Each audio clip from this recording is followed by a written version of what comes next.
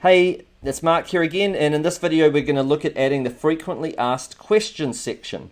So I just wrote this up quickly. I wrote frequently asked questions, and we're just got to fill in some details here, because having a frequently asked questions section is helpful from a point of view, like I said, of human reviews. If a human's reviewing your website and saying, is this useful, are there frequently asked questions that are answered, and so forth.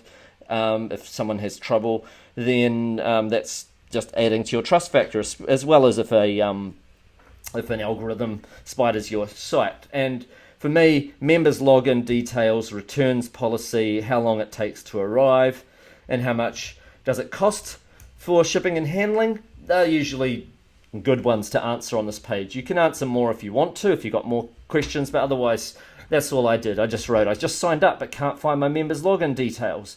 I wrote, your login details have been automatically emailed to you in your members welcome letter. Please check that the email isn't spam blocked, etc., etc. I didn't link to a website here because I'm not wanting to link away from this site on this page.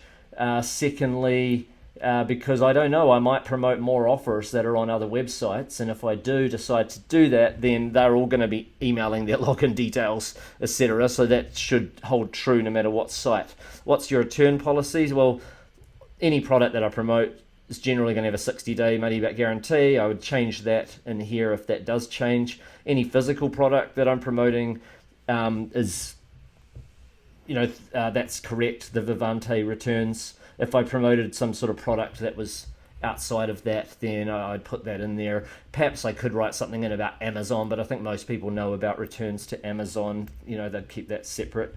How long does it take to arrive? I just put in the standard information that physical product orders are dispatched within this time. Again, I'm not even promoting physical products at this stage, but by putting in all of this sort of info, it's good for a human reviewer to see.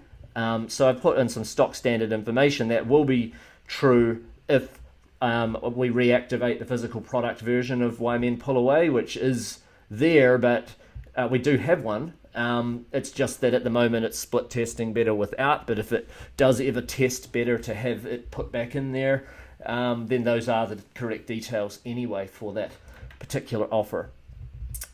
So that's it. You just put in, you could swipe my frequently asked questions from here if you want, if you're promoting Why Men Pull Away, or you can write your own custom. It's totally up to you. The idea is that there is a frequently asked questions section at all.